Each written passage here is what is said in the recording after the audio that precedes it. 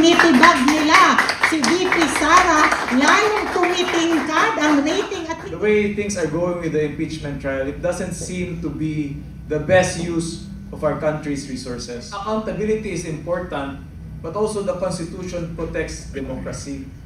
And we cannot use fake accountability to destroy democracy. From the very beginning, even from the House, in the Committee on Justice, transmittal to the Senate, and now the trial itself, there are many questions on the integrity of the process. buksan natin ang lahat ng ating salin hanggang Director 4. So, the people should demand na hindi lamang salin ni VP Inday Sara ang buksan ang salin ni Bongbong Marcos, buksan ang salin ng lahat ng mga senador, lahat ng mga kongresista, pati ng lahat ng mga appointed sa gobyerno.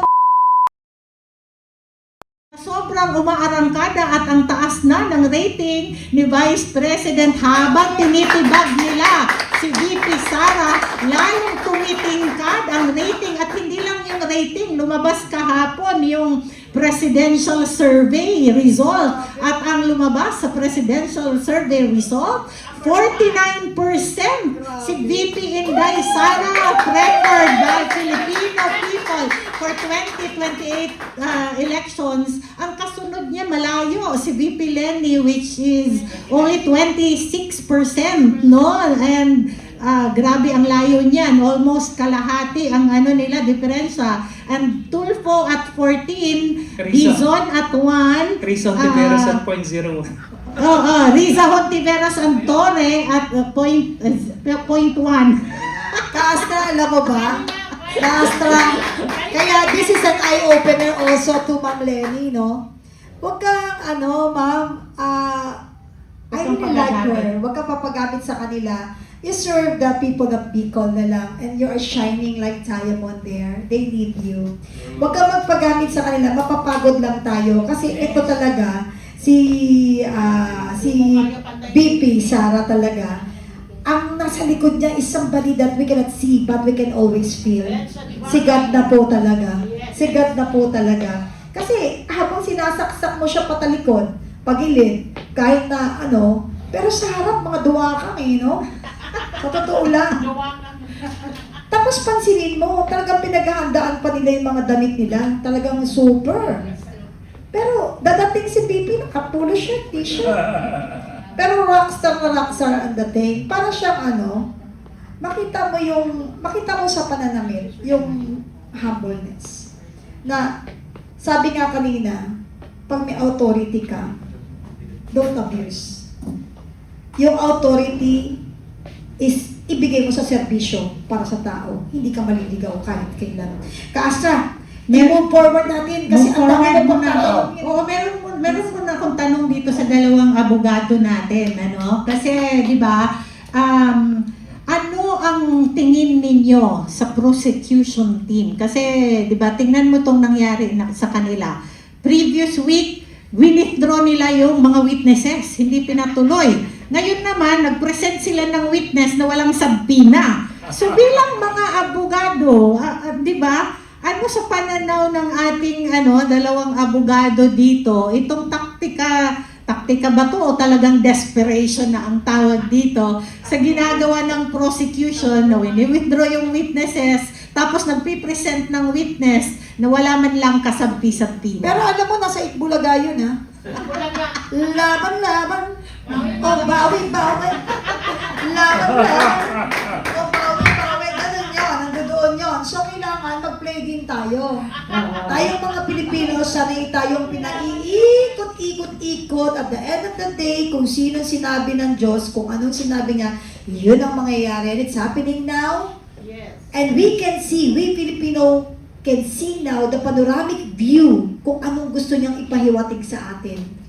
Maniwala po kayo. Sagutin natin si Mayor Mike at si Attorney Mikel tungkol doon sa ginagawa ng prosecution na bilang mga abogado, ano yung nito? Ano sa pananaw nyo ito na what will also be its effect to their impeachment case?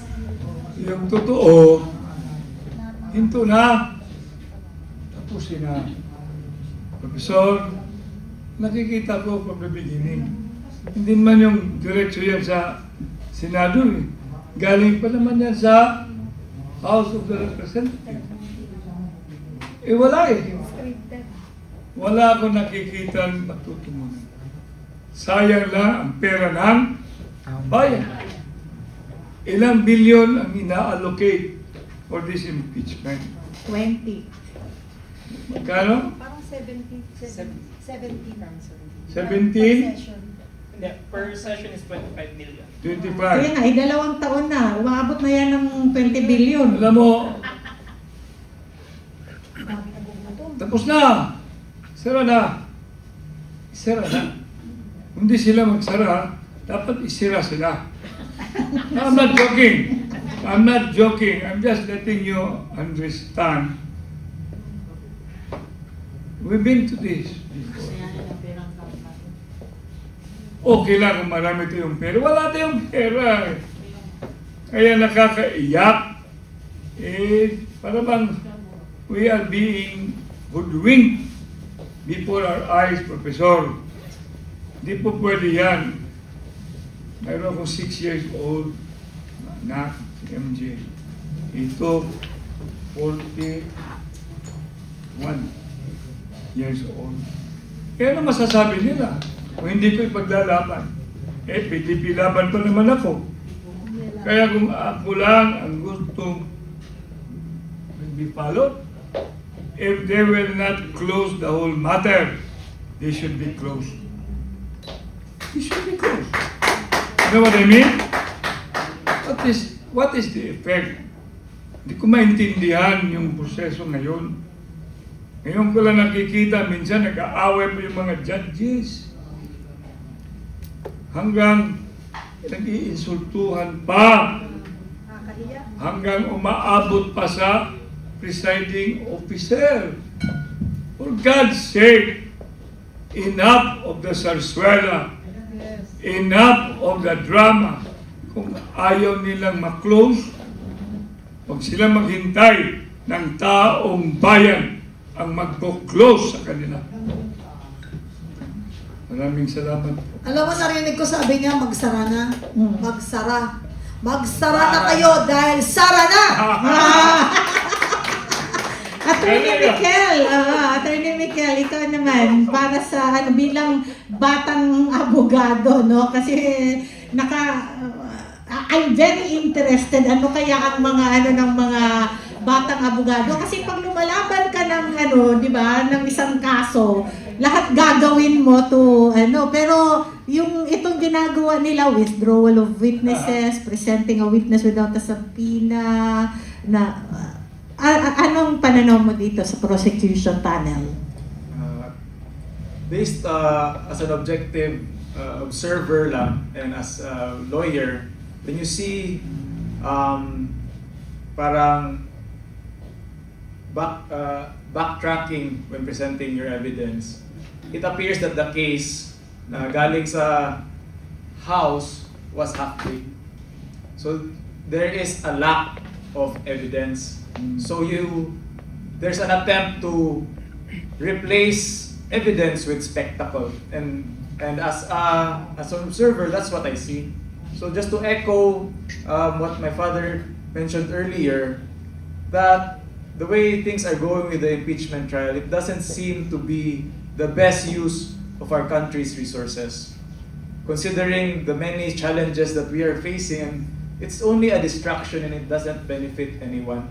So I hope that those behind and those propagating this process should remember that the impeachment process, it's not an unserious process. It's a sacred constitutional process, and it's for accountability, but not in genuine accountability, not in political interest disguised as accountability. So, as I mentioned earlier, that accountability is important, but also the Constitution protects democracy. And we cannot use fake accountability to destroy democracy. So that's my observation. Attorney Mikel, eto naman yung tungkol dyan sa ano, kasi sinasabi mo, waste of money, di ba? We are not discounting this, that Senator Cheese Escudero is really doing a good job, no? Presiding the impeachment trial. Pero there's a pending case again with the Supreme Court, no? Na final ang mga ang ating attorney at Israelito Torion questioning his authority to preside over the impeachment trial. Bilang batang abogado, ano bang masasabi mo? Kasi nag-waste of time na sa withdrawal ng mga witnesses, presenting na might have no probability on the impeachment. Tapos ito ngayon kasi nakaantala pa rin ang desisyon ng Supreme Court tungkol sa pagiging presiding officer ni Senator Cheese Escudero. Yes, Astra. That's exactly the reason why I emphasize na the impeachment process is a very important constitutional process, and it should not be taken lightly. And then any questions on its integrity will affect the entire process, not only in the present time but also in the future. So it's just sad that from an outsider's perspective, the way they handled from the very beginning, even from the House, in the Committee on Justice, transmittal to the Senate, and now the trial itself, there are many questions on the integrity of the process. So again, the worst case scenario is that it becomes a monumental waste of time and resources that will not benefit and is detrimental to the Filipino people. So again, we just have to pray that everything turns out for the better. May rejoinder yata si Kamay. And of course, gusto kong marinig from political point of view naman si Doc Froy about this, no? Well, everyone is saying that Jesus Ay, Escudero. si Mike muna, there's Sorry. you. Kasi binanggit mo Imagine ninyo,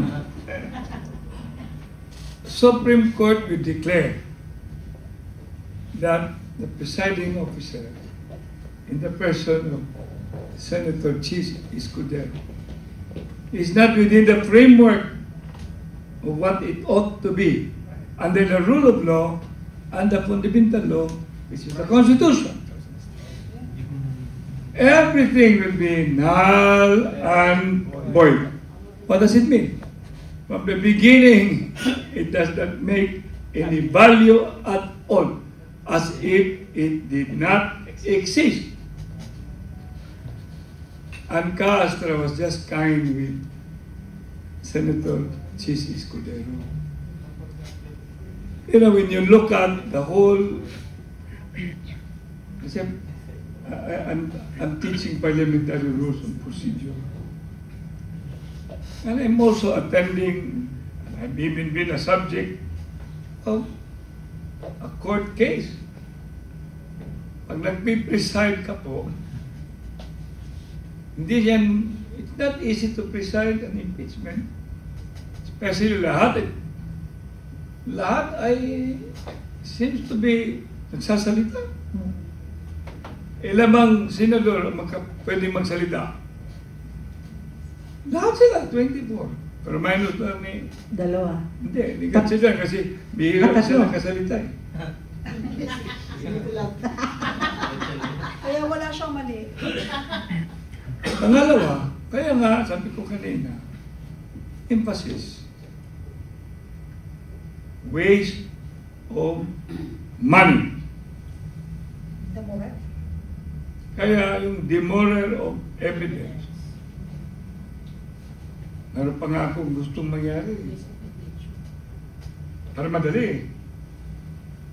Ano po? O, mga secret na muna.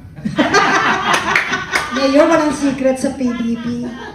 Kapi yan sa PDP. Hindi, pag tayo lang magsalita, tayo lang din. Okay. Mag-meeting pa tayo. Alam, Kasi alam mo. We're not born yesterday. and tell it to the Marines. Yung drama dyan, sobrang drama. Dito lang si Digong, Presidente, Mayor, PI yan. Alam mo yung PI? Ay, naku, baka masabi ko yung piyan. Sabi ni Digong palagi yan. Kaya nga sinasabi ko, mga kaibigan, mga kasama, profesor, continue what you're doing. Tell them that they are not deserving.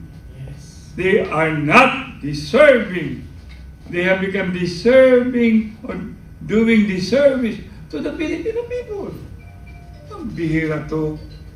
Ito ba yung mangyayari sa atin, Panik? Ka-Astra? Professor? Please. Kaya palagi ko sinasabing, magdasal tayong lahat. Kasi talagang Diyos lang ang nakakaalam anong dapat ang mangyayari. Tama mo. O, mag-rapid fire na tayo. Rapid fire. Okay, Meron pa sa pala. O nga rejoinder. pala. Sorry. Yun nga lang po yung kay Senator Escudero. A lot of observers po kasi are saying that he's doing a good job. And siguro hindi naman natin i-contest yun. Ano? I really feel that he is intelligent or brilliant enough to run the proceedings. Pero we need to also understand that he is also politically skilled. No? To actually make things or fairness seems to appear like it's equity. No. Pero the truth is, he is trying to do things that are politically convenient for him. He is a seasoned politician for nothing. At kung titingnan natin sa bawat regime change, kaya niyang magpalit ng kulay at kaya niyang bumagay. And that's the reality, no? Kaya kung titingnan natin, the two people that are right now in the Senate are being held hostage by Malacanang. Senator Gatchalian, because of his family's problem with the government, his holdings and his assets, and Senator Jesus Escudero, primarily because alam naman natin, meron talaga siya nakabinbin na kaso. At konting pihit lang ni Ombudsman Boying Remulla, makikita natin yung kabig kaagad ni Jesus Escudero. It's very, very plain to see. No? So that's why, although siguro for sabihin natin, for the sake of him being competent enough to run the proceedings, it's really there. But at the end of the day, especially come decision time, do we expect the same level of fairness? Yun yung question natin. Salamat po. Merong rejoinder si Attorney Wait. Mikel. Okay. I would like to describe the statement of Professor. Very well said. Yes. Very, palakpakan natin. As I said at the outset, politiko po kami, pero public servant po ang puso namin. Mga rama. Pag nandyan ka, makikita mo eh. We are not naive. Yes. Makikita natin. Hindi kami pinanganak. Hindi kami pinanganak. Ang sinasabing, we were born yesterday. Kaya gusto ko na, please, tapusin na natin to. Mamaya magmi-meeting tayo.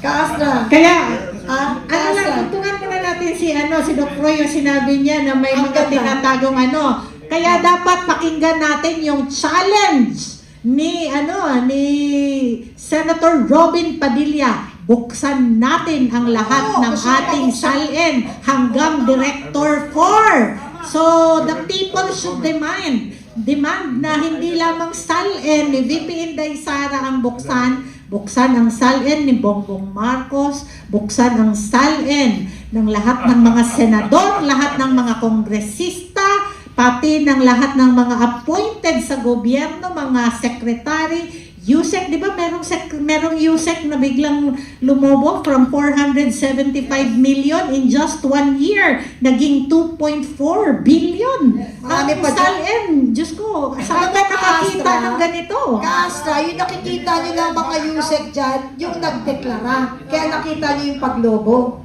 Marami naman din nagdeklara. Tingnan nyo siya mga backtab nila. Tingnan yung backpack. Astra, Kapeni, pag ginawa natin yan, baka aabot tayo hanggang yung mga vendors at kanyang mga we will require all of them to present their net worth ano naman nangyayari sa atin? Ubos oras. Kaya ako, I'm not really happy. Why you burn the barn Yes. just to look for the rodents? Come on. You know, yeah, well, I'm just sad for this country. Burning an entire country. You burned the entire country. Just to get started. And that's why I don't care whoever gets hurt. I will make again my statement. Kung di sila gagawa ng tama, sara natin. Sarado na! Sara na! Sara na! Sana na! Isra na yan! Sana na! Alam mo, Ka-Astra, sa totoo lang, kaya ako natatawa, may isa tayong kasamahan.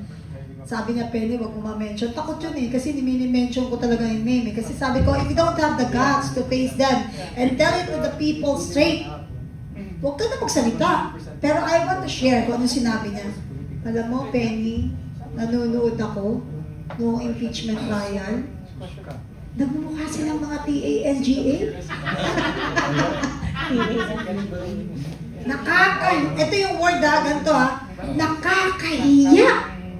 Kasi hindi sila iba eh. Mahiyaan naman kayo! Sara na! Sana na! Sara na! Sara na! Dahil, sara na! Saka na yung impeachment na yan!